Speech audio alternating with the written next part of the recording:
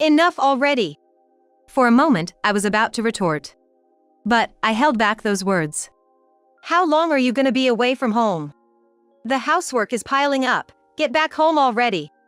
Maybe because I stayed silent, Bob went on ranting. If you don't come back, I'm divorcing you. I don't need a wife who can't even handle house chores. All I could do in response to Bob's harsh words was to sigh. He doesn't seem to get why I'm silent. It's too late for him to be trying to talk to me now. He should realize it's all because he ignored me. Well, if he had understood that, we wouldn't be in this situation in the first place. Fine. If he doesn't get it, I'll make him understand. I never intended to forgive him anyway, so this is perfect. I'll teach him a proper lesson. I stared at Bob, snorted with a smirk, and then closed the front door. My name is Catherine Miller. About a year ago, I married my husband, Bob. When we got married, I was 30, so I had been with my maiden name, Thompson, for 30 years. That's why, at first, it felt a bit strange being called Mrs. Miller. But now, being addressed as Mrs. Miller feels more frustrating than strange. There's a reason I feel this way. You see, things haven't been going well with Bob. Hey, what do you want to eat tonight? I tried asking Bob at breakfast. But there was no response. He just glanced at me briefly and then went back to his smartphone. Sigh, he's not talking to me today either. Lately, Bob's been like this all the time. Even when I try to start a conversation, he doesn't respond or answer my important questions. It's because of this ongoing situation that every time I'm called Mrs. Miller, I'm sharply reminded of our marriage and it frustrates me. I can't take this lifestyle much longer. I've been thinking that more and more. Of course, Bob wasn't always this reserved. He used to be kind and cheerful. I first met Bob during his company's corporate trip. I was working for a travel agency at the time, serving as the tour guide for his company outing. That's when we crossed paths. Bob was having a great time with his colleagues. Moreover, he was considerate towards me, their tour guide. Would you like to join us? I'm sorry, I'm on duty right now. Being a guide for a middle or high school field trip often means paying close attention to many details. But in this case, the group was all adults. Nobody was being problematic or hard to manage. Still, it wouldn't have been professional for me to just ditch my responsibilities and have fun with the group. In the end, I declined Bob's invitation and focused on my job. I wondered later if I had made a mistake. However, at the end of the tour, Bob told me this. How about we go out sometime? I'd love to see more of your smile. It took me by surprise. Being a guide, you do get approached often. But nobody had ever been this earnest with me before. All right, let's just exchange contact information for now. I was so thrilled, that was the best response I could muster. We exchanged numbers with my heart racing like a schoolgirl. After that, we started communicating more and eventually started dating.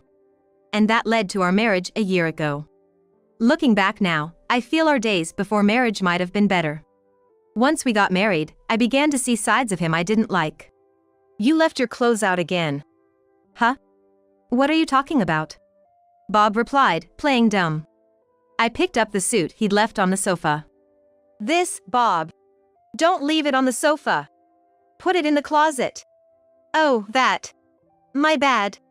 He responded with a chuckle. It just infuriated me even more.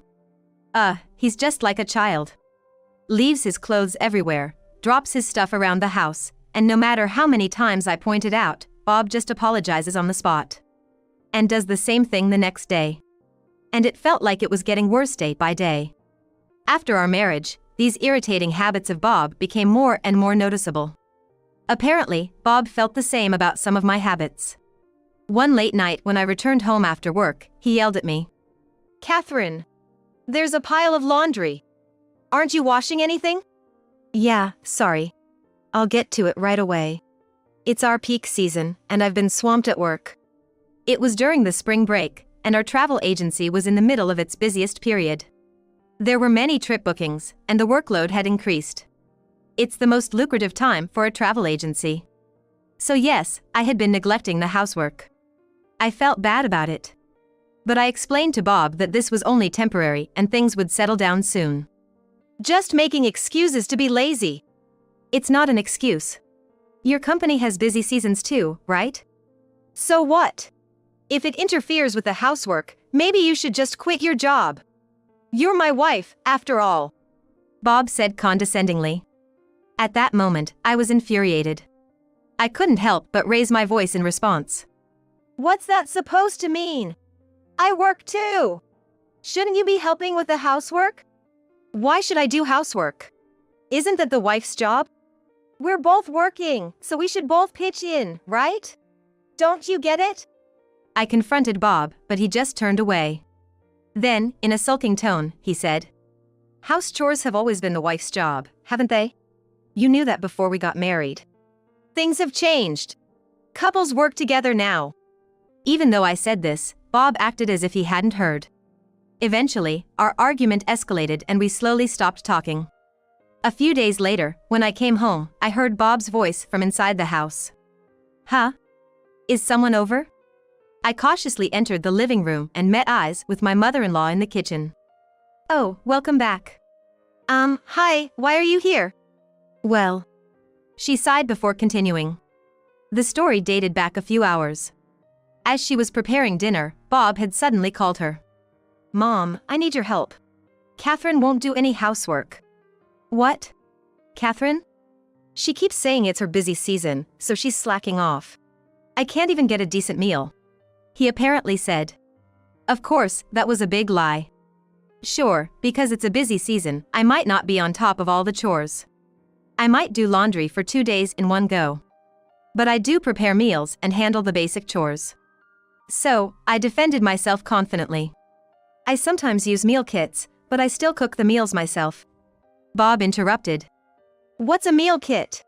Sounds like a shortcut to me. I might have prepped ingredients, but I still cook everything from scratch. It's still cutting corners. Bob raised his voice, and his mother stepped in between us. After calming Bob down, she turned to me and said, Anyway, it seems you have been struggling, so I came to help with the chores. I see, I'm sorry. Don't worry about it. I bet Bob's just exaggerating. She glanced at Bob, who looked away, clearly unhappy. She then smiled warmly at me. Bob's been complaining, so I'll help with chores during your busy season. But it's okay. Just let me know what you'd like help with.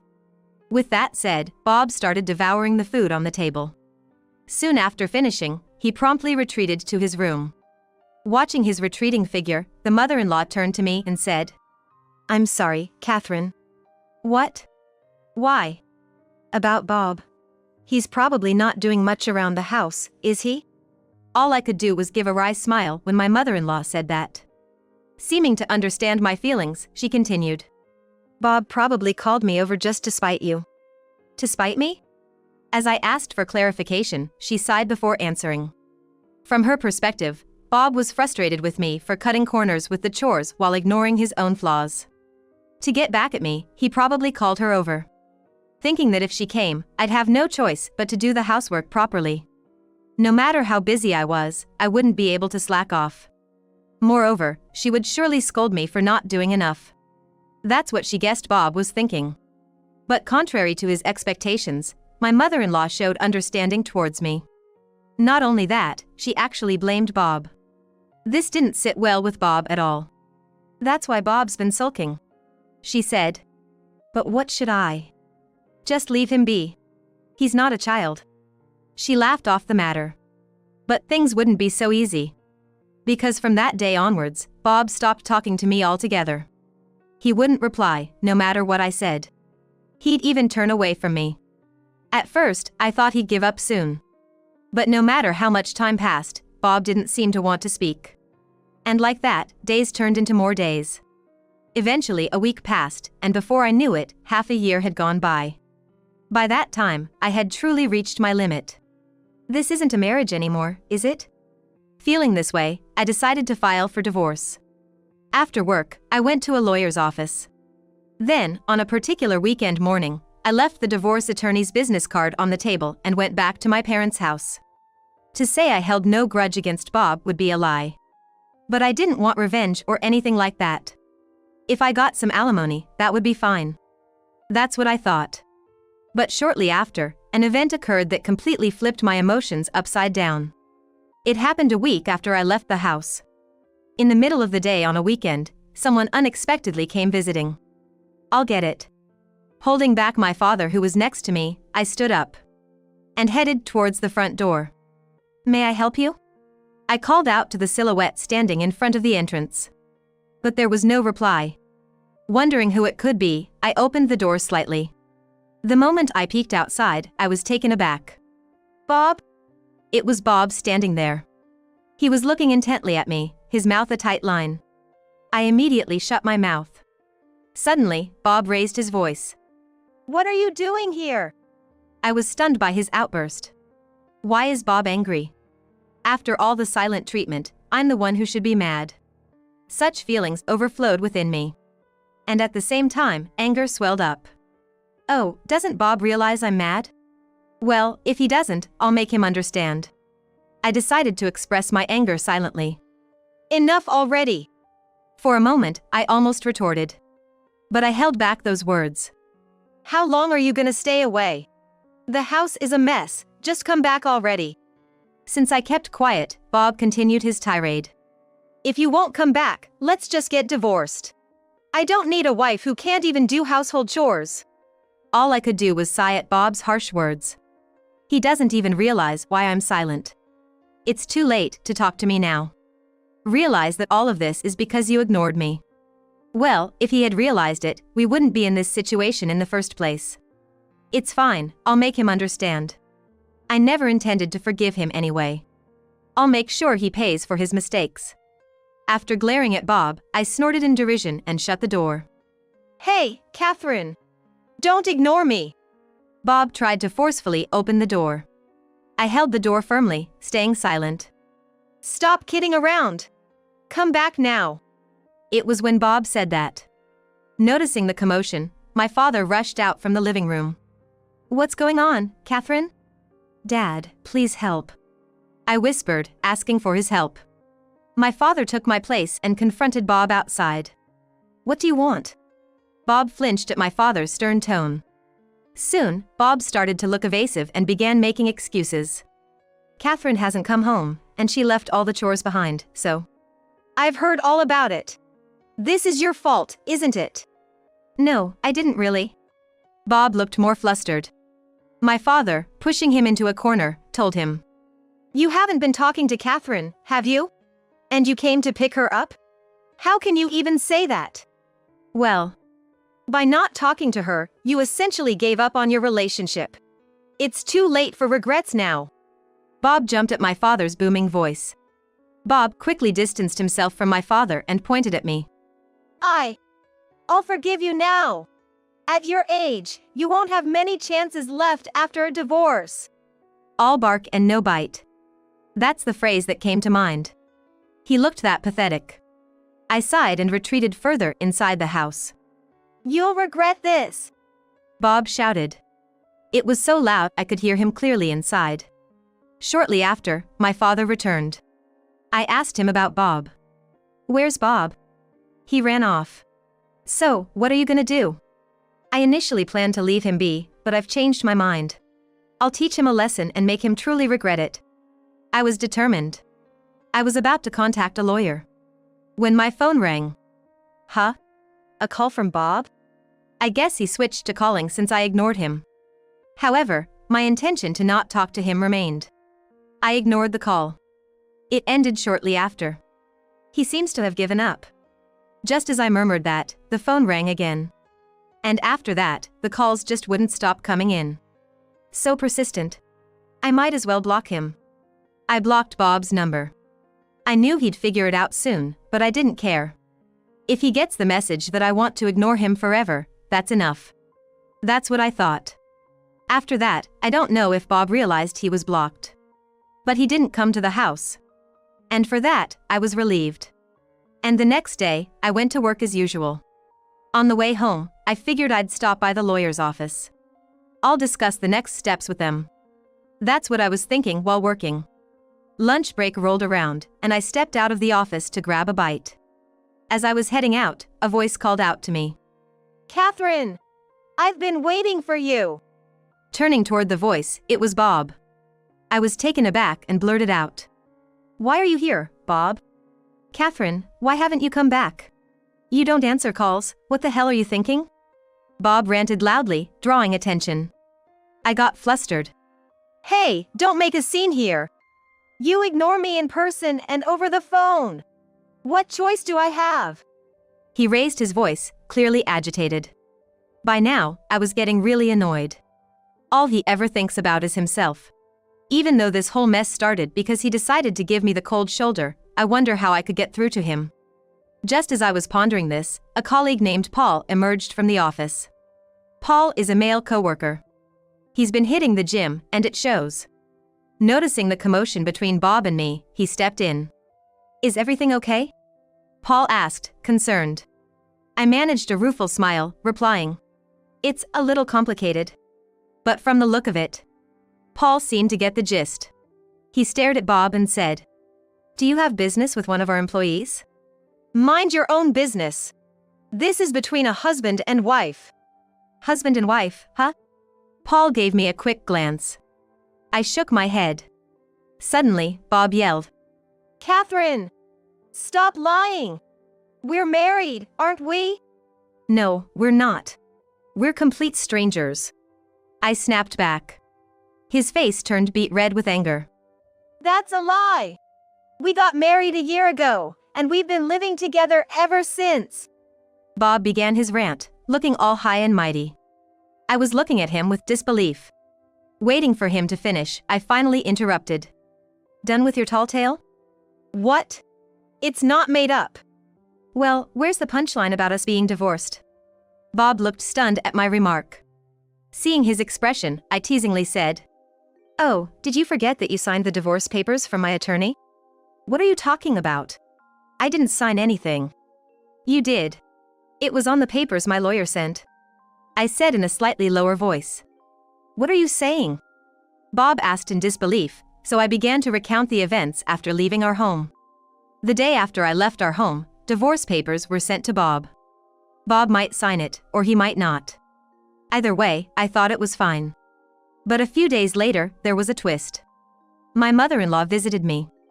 Apparently, Bob had asked her to handle the household chores in my absence. She urgently asked about the legal papers. When I told her how Bob had been ignoring me, she became furious. Then, she pulled out the divorce papers. He did something terrible, but he did sign these, she said, urging me to submit them right away. And so, with my lawyer's assistance, the divorce was finalized. And just like that, we were officially divorced. Hearing all this, Bob looked bitter. I never wanted a divorce.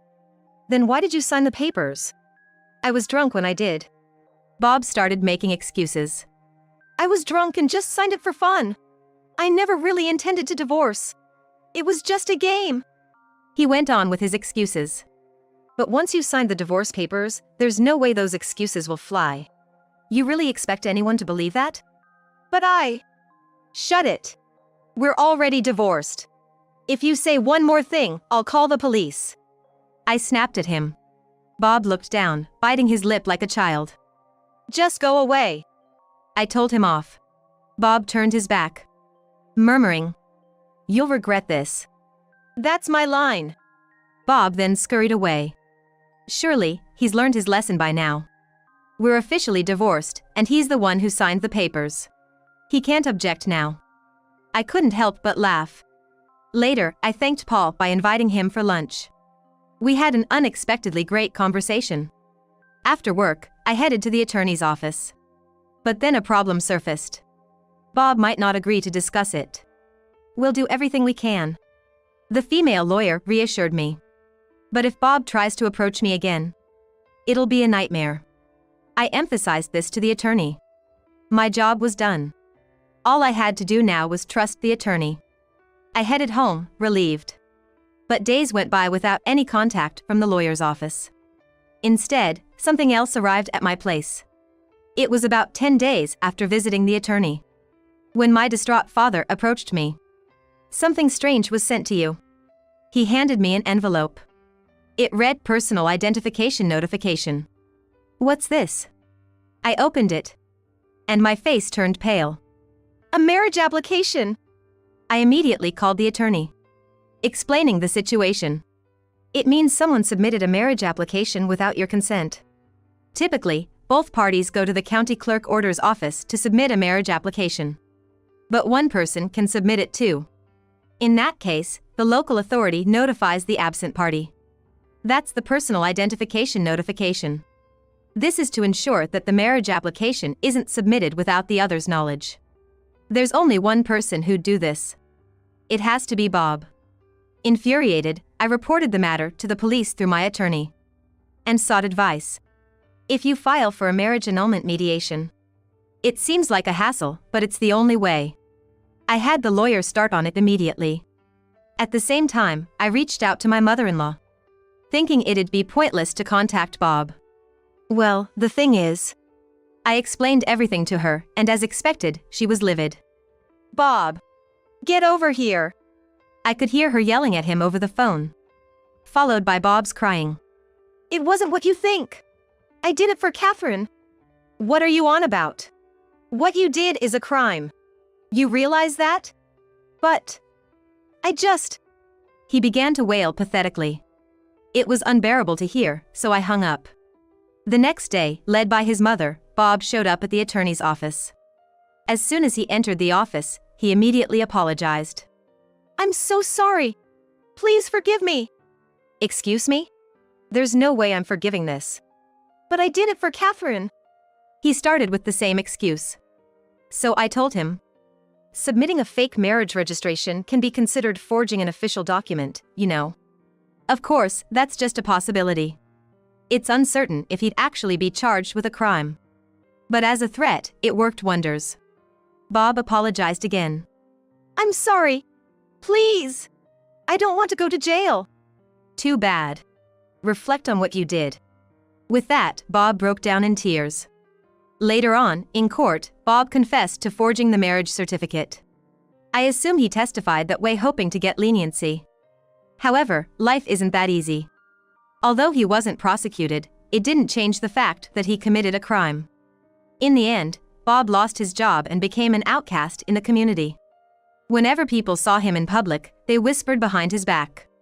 Unable to take the ostracism, he moved to a small town. Now, he's scraping by, working part-time in a warehouse. While I'm not ready to think about remarrying, I do want a fulfilling personal life. Things with Paul are looking pretty good, to be honest. If and when I feel ready to move on from the divorce, I'll think positively about it.